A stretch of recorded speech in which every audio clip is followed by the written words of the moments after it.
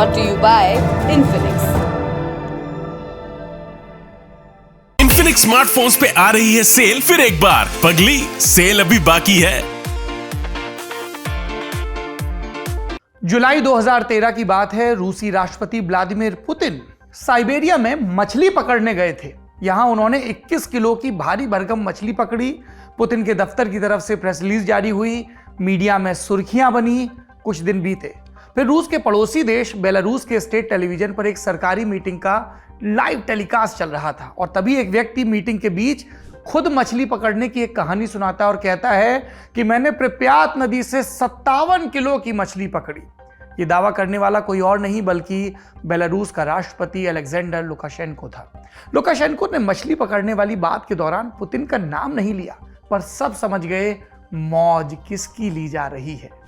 Lukashenko और Putin के बीच ऐसी नोकझोंक का मीडिया में आना तब कोई नई बात नहीं थी। अक्सर दोनों एक दूसरे के खिलाफ गाहे बगाहे खुन्नस निकाला करते थे। एक और किस्सा सुनिए। साल 2014 की बात है, जब रूस ने क्रीमिया पर कब्जा किया तो बेलारूस रूस से खफा हो गया। रूस का मित्र समझा जाने वाला बेलारूस यूरोप की गोद में जाकर बैठ गया। लुकाशेंको ने खुलकर रूस और पुतिन की आलोचना की। बदले में मिला एक तोहफा। यूरोप ने बेलारूस पर जो आर्थिक प्रतिबंध लगाए थे उसमें ढील दे दी। बरस कुछ आगे बढ़े, लुकाशेंको अगले चुनाव की तैयारी में लग गए। 2015 में हुए इन चुनाव में उन्हें भारी मतों से जीत मिली।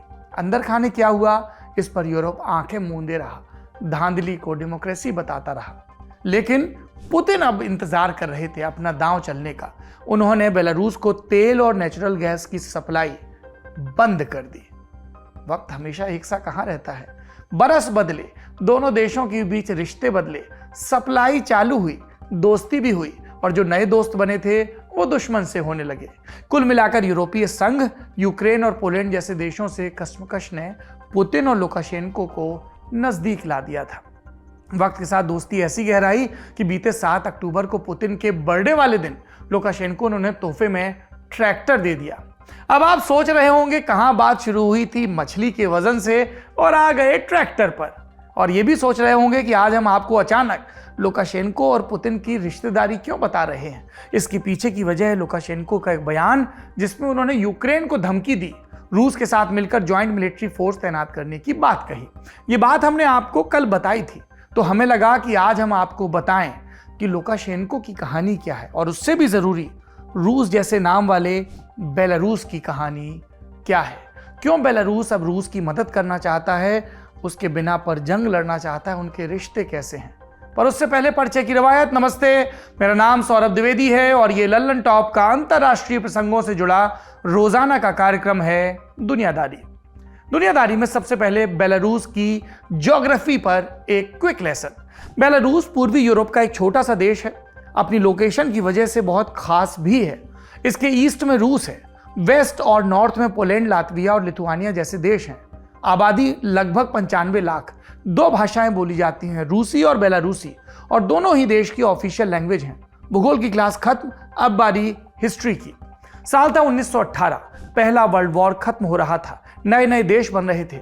उसी कड़ी में बेलारूस ने भी खुद को एक आजाद मुल्क होने का ऐलान किया।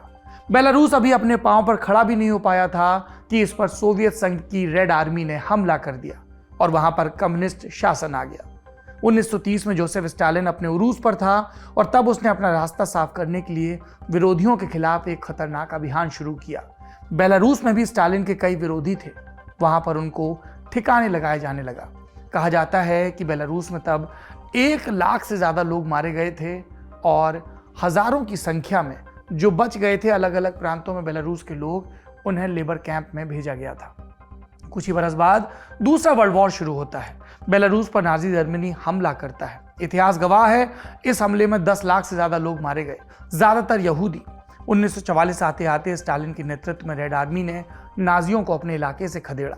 फिर युद्ध खत्म हुआ। अब बेलारूस पर सोवियत संघ का एक छत्र राज हो गया।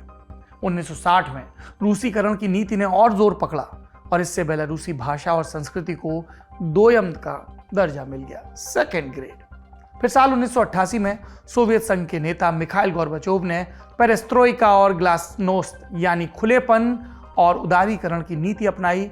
बेलारूस को अपनी भाषा संस्कृति अपनाने का स्पेस दिया और 1990 में ये देश की आधिकारिक राज्य भाषा बन गई।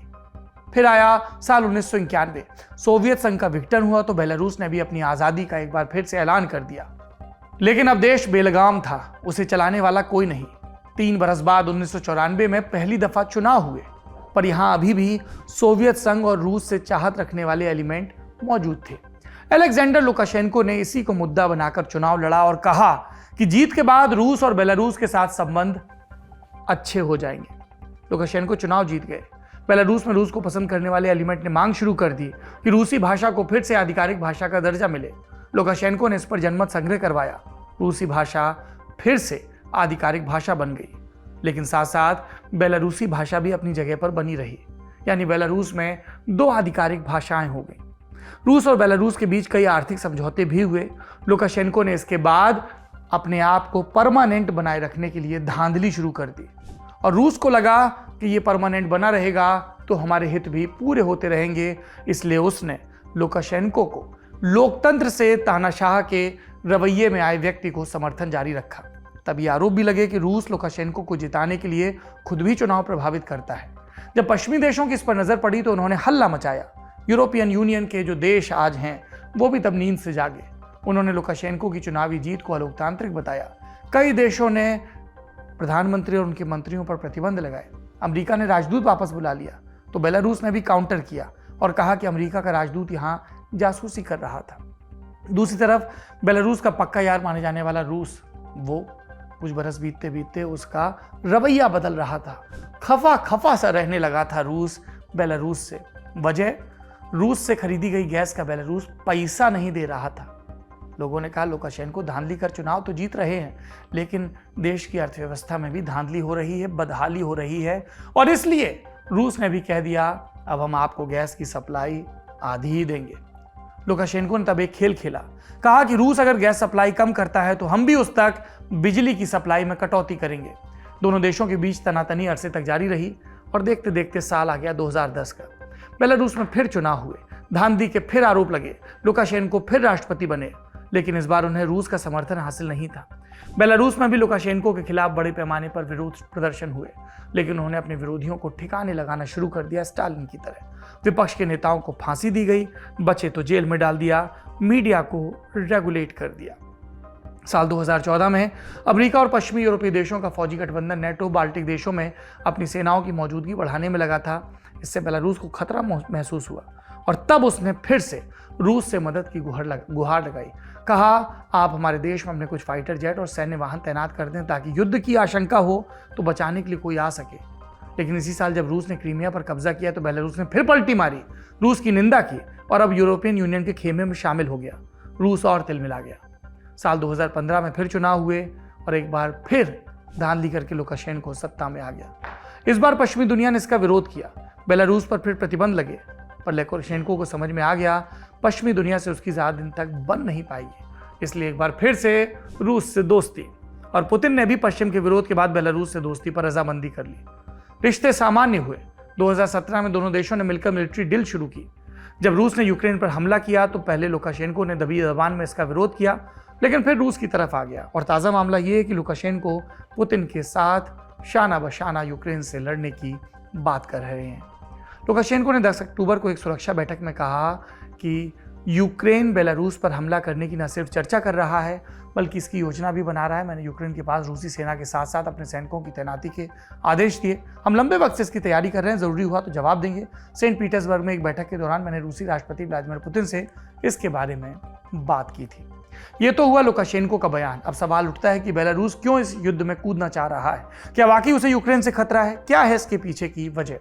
बेलारूस लंबे समय तक सोवियत संघ का हिस्सा रहा। संघ से अलग होने के बाद भी रूस समर्थित एलिमेंट बेलारूस में बाकी रहे। बेलारूस के दूसरे देशों की तुलना में कई उतार चढ़ाव के बाद भी रूस से कमोबेश अच्छे संबंध रहे। इसकी सीमा 3 नेटो सदस्य देशों की सीमा से लगती जो कभी कम्युनिस्ट राज्य थे। इनके नाम हैं लातविया, लिथुआनिया और पोलैंड। ये तीनों देश जो कभी सोवियत खेमे में थे अब नेटो और यूरोपीय संघ के पश्चिमी गठबंधन में है। इसके ठीक विपरीत बेलारूस अब भी रूस के साथ बना है। रूस के लिए रणनीतिक रूप से बेलारूस महत्वपूर्ण है। इसकी 700 मील की सीमा यूक्रेन के साथ लगी है। रूस की तुलना में कीव बेलारूस के ज्यादा करीब है। जानकार बताते हैं अगर बेलारूस इस मौके पर रूस का साथ देता है तो उसे वित्तीय फायदा होगा। कई मामलों में सौदेबाजी में वजन आएगा, जैसे तेल, गैस और मिलिट्री की तैनाती। अलेक्जेंडर लुकाशेंको 27 साल से बेलारूस के राष्ट्रपति हैं। यूरोप का उन्हें आखिरी तानाशाह भी कहा जाता है। हर बार चुनाव में धांधली के बाद पुतिन ने उन्हें बचाया। अगर वो इस युद्ध में रूस का साथ देते हैं तो उन पर रूसी समर्थन बना रहेगा। इस मामले से जुड़ी ताज़ा तरीन खबरें आपको ललन टॉप पर मिलती रहेंगी। आज की दुनियादारी में इतना ही। उम्मीद है कल फिर मुलाकात होगी। शुक्रिया, शुभ रात्रि। मिटाने खबरों का गैप रोज रात 8 बजे आएगा Lalan top show live on app. Download करें ललन टॉप ऐप।